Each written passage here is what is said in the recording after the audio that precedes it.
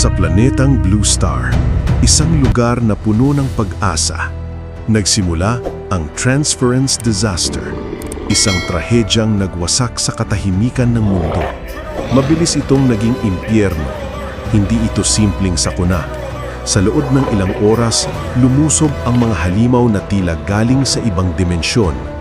Hindi handa ang isang sangkatauhan. Hindi handa ang Blue sinira ang paniniwala at simula noon, ang kapangyarihan ay naging sukatan ng kaligtasan. Mga halimaw sa kawalan, chaos na walang paliwanag at isang katauhan na pilit lumalaban. Dito nakilala ang bida, isang E-rank na awakener, pinakamahina raw. Pero sa ilalim ng pressure, nagising ang kakaibang kapangyarihan. Habang bumubulusok ang stats, 90, 99%, hanggang 100%. Unti-unting nagbabago ang lahat. Xu Jingming, ang SSS Plus Purple Thunder. Ang kanyang transformation, kumpleto na. Hindi lang basta lakas, ito'y Divine Lightning. Bumaba mula sa langit, winasak ang limitasyon. Isang immortal legend mula sa pagkabagsak. Sa kanyang kamay na kumikislap ng cosmic energy, ang laban ay magsisimula, mga Lods. Nagsisimula ang chapter mga Lods kinabukasan, nakatayo sa gitna ng mga labi ng mga napakalalaking halimaw sa Wengshui Wilderness Area. Kinakalkula ni Xu Jingming na ang kanyang bagong naipon na 5,000 ability points ay madaling makakapondo sa kanyang kasalukuyang mga layunin. Nakasandal sa kanyang spear, pinag-iisipan niya ang kanyang mabilis na pag-unlad. Sa loob ng wala pang kalahating taon, halos walang makakapigil sa kanya sa mapanganib na lugar na ito, maliban sa ilang mid-rank tier 5 beasts na nananatiling tunay na banta. Isang biglang ningning ng liwanag sa siksik na gubat ang nakakuha ng kanyang pansin. Nakilala niya ang isang rare na uri ng glowworm flora na katutubo sa lugar, at nagdesisyon siyang mangyelekta ng ilan. Yumuko siya at inani ang isang radiant golden 100-color flower, maingat na nakolekta ang 3 makulay na bunches sa kabuuan. Samantala, sa universidad, tinitingnan ni Vice Principal Ling Shuang ang mga opisyal na file sa isang holographic screen na ipinapakita ng isang floating drone sa kanyang opisina. Sa isang banayad na katok, tinawag niya ang bisita na pumasok. Pumasok si Xu Jingming, at tinanong ni Ling Shuang kung kakabalik lang niya mula sa wilderness. Pinatunayan niya ito, na ipinapaliwanag na siya ay nanghuhuli ng mga halimaw upang mapanatiling matalas ang kanyang real world combat instinct. Pinuri ni Ling Shuang ang kanyang dedikasyon sa praktikal na laban, na sumasang-ayon na ang lifelike virtual trials ay hindi kayang palitan ng real-world experience. Lihim na natuwa si Xu Jingming na ang kanyang madaling gawang dahilan ay nakakuha ng ganitong mataas na papuri. Nagpasalamat si Xu Jingming sa kanyang mga salita at iniabot ang isa sa mga glowing 100-color flowers, magalang na iniaalok ito bilang souvenir mula sa kanyang ekspedisyon. Tinanggap ni Ling Shuang ang regalo ng may pag-iisip, kahit siya ay isang Tier 8 Grandmaster na regular na nakakatanggap ng mga mamahaling treasures, wala pang nagbigay sa kanya ng simpleng bulaklak. Isang malambot na pamumula ang nagpainit sa kanyang mga pisngi habang itinago niya ang isang delighted smile sa likod ng mga petals. Bumalik sa negosyo, binanggit ni Ling Shuang ang mga kamakailang training victories ng kanyang team. Pinuri niya sila sa pagtalunin ng isa sa pinakamalakas na legendary teams ng universidad, na binanggit ang kahangahangang gawa ng pagdaig sa mga kalaban na umaabot sa mid-rank tier 4. Mapagpakumbabang nilinaw ni Xu Jingming na ang nakaharap nila ay ang mas mahina sa 2 legendary squads. Pinanindigan ni Ling Shuang, na nananatiling kahanga-hanga ito, na umamin na ang napatunayan na kakayahan ng kanyang team ay sa wakas ay nagbibigay daan sa kanya na makapag-relax bago ang tournament. Sa isang glowing blue magic circle, lumitaw ang isang maayos na stack ng 10 tickets at maganda itong iniabot kay Xu Jingming bilang return gift. Sinusuri ang mga pulang passes, pinagpapawisan ng nerbiyos si Xu Jingming, na nakilala ang mga ito bilang ultra-rare premium inner-field tickets para sa National University League. Nahihiya niyang umamin na masyadong mahalaga ang regalo at parang sobra na ang utang niya rito. Ngumiti ng mahinahon si Ling Shuang, na pinanindigan na ang isang outstanding performance sa tournament ang magiging perpektong bayad. Motibado sa kanyang paghihikayat, Zizi na tinanggap ni Xu Jingming ang hamon. Mamaya, habang naglalakad sa isang maaraw na campus street, video call ni Xu Jingming ang kanyang tiyahin upang ialok ang mga tournament tickets. Masaya itong tumanggap, na relieved dahil ang kanyang pinsan ay stressed na sa paghahanap ng upuan. Habang dumadaan sa isang local coffee shop, binilang ni Xu Jingming sa isip ang natitirang passes, na nagpaplano na ipamahagi ang iba pa sa kanyang mga kaibigan na sina Song Chukyo at Jiang Chokshuan. Tamang-tama, narinig niya ang kanyang pangalan na tinatawag at nakita ang dalawang babae na masayang nagmamadali patungo sa kanya sa paved path. Magiliw na binati sila, iniabot niya ang dalawa pang radiant golden 100-color flowers, na nagbigay ng isa sa bawat isa sa mga clearly na not-ouch na babae.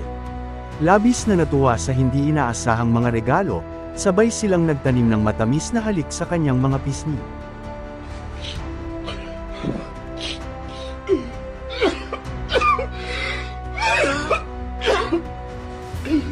Ngumiti sa kanilang pagmamahal, iniabot niya ang mga tournament tickets, na tinatanong kung ilan ang kailangan nila para makadalaw sa upcoming event.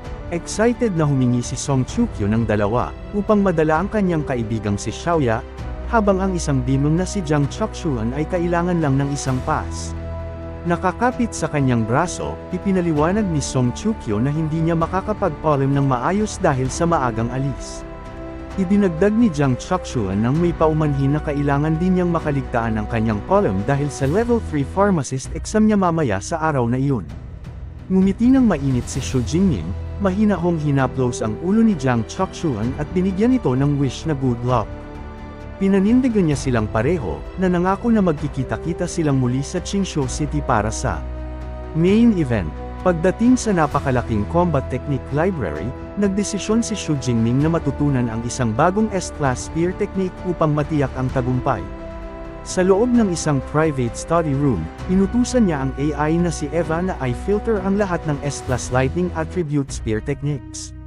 Ipinakita ni Eva ang mga holographic files. Sa 5 opsyon lamang na available, pinili ni Xu Jingming ang Thunder Piercing Demon Killing Spear. Detalyado ng system kung paano binubuo ng skill na ito ang isang lightning net upang lubhang mapataas ang thrusting speed, na nagtatapos sa isang compressed thunder explosion. Lubos na nasiyahan sa destructive na paglalarawan nito, hiniling niya kay Eva na kunin ang physical manual. Agad na nag-deliver ang isang assistant ng isang makapal na tomo, at siya ay sumabak sa pag-aaral ng material ng may matinding focus. Pagkatapos ng matinding pag-aaral, binawasan ng system ang 3,200 ability points, na nagkumpirma sa kanyang successful acquisition ng beginner level. Isinara niya ang libro ng may matalim na tunog at ngumiti, na alam na ang explosive power ng teknik ay perpektong akma sa kanyang combat style. Nakasandal pabalik ng may relaxed stretch, tahimik niyang pinuri ang instant learning feature ng system. Napagtanto na ang bagong teknik na ito ay mas mahal sa points kaysa sa kanyang Thunder God Finger, at labis siyang sabik na subukan ang destructive potential nito. Dahil hindi pa kumpleto ang kanyang mga paghahanda, inutusan niya si Eva na ipakita ang pinakabagong A-class lightning combat techniques ng library. Sa mga bagong holographic files, ang isang A-class technique na tinatawag na Lightning Shadow ang nakakuha ng kanyang pansin. Ito ay gumagamit ng energy upang lumikha ng isang trailing clone na sumusunod sa mga attacks, na nagbibigay ng hanggang 30% ng original damage para sa seamless combos.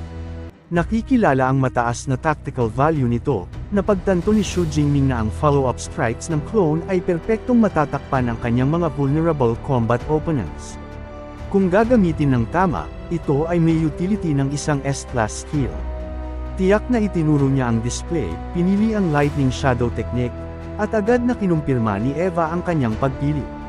Kinabukasan ng umaga, isang napakalaking transport airship ang naghihintay sa team sa athletic field. Nakatayo malapit sa boarding ramp, ipinahayag ni Zhou Ying ang malaking kasiyahan sa sleek design ng kanilang bagong opisyal na uniforms. Isang napakalaking crowd ng mga estudyante ang nagtipon upang magpaalam sa kanila, na masiglang nag-cheer para sa Magic City University, lalo nilang hinayp ang Thunder Emperor, na inihiling na huwag maging maawain at walisin ang kompetisyon. Habang umaakyat sa ramp kasama ang kanyang mga kasamahan, Itinaas ni Xu Jingming ang isang kamay sa isang confident wave bilang pagkilala sa kanilang masiglang suporta. Umugang ang mga makina ng airship, umakyat ito sa malinaw na kalangitan habang opisyal na silang nagpunta para sa tournament. Sa kabilang banda sa Qingshu City, ang malawak na host location para sa event, nagsalita si Xiaopeng sa isang maayos na formation ng mga unipormadong estudyante. Binabalaan niya na dahil malapit sila sa numero ng 5 Demon Layer, kailangan ng absolute security, at inutusan silang magpakita ng grand hospitality bilang mga kinatawan ng Changing Superpower University. Hindi nagtagal pagkatapos ay lumitaw ang Magic City University airship sa ibabaw ng landing zone ng host city. Pinagmamasdan ng grand arrival nito, inutusan ni Xu Ping ang isang assistant na i-activate ang guiding lights. Maayos na lumapag ang mabigat na transport ship sa designated pad na nagpanghoy ng malalakas na hangin. Habang bumababa ang team sa kanilang magkakatulad na long coats, ang naghihintay na crowd ay puno ng excitement. Nakilala ng mga onlookers si Kung Shi at nagbulungan sa pagkamangha tungkol sa kanyang mid-rank tier 4 status, at excited na itinuro ang formidable presence ni Shen Dunling. Sa wakas, natukoy ng crowd ang huling miyembrong lumabas, ang mabilis na sumisikat na S-rank Thunder Emperor, si Xu Jingming. Lumabas siya ng may kalmado at focused na ekspresyon, alam niyang opisyal nang nagsimula ang tournament, at oras na para ihinto ang pagtatago ng kanyang tunay na SS rank ability. At dito lang nagtatapos ang chapter na ito, mga lods. Huwag niyong kalimutang mag-like, mag-comment, at mag-subscribe sa YouTube channel natin, at mag-follow sa Facebook page. Salamat sa panunood. See you sa next recap. Kung nagustuhan mo ang mga video na ito ka T-Recap, don't forget to leave a like and subscribe, at i-hit mo na rin ang notification bell para updated ka sa mga bago pa natin mga video.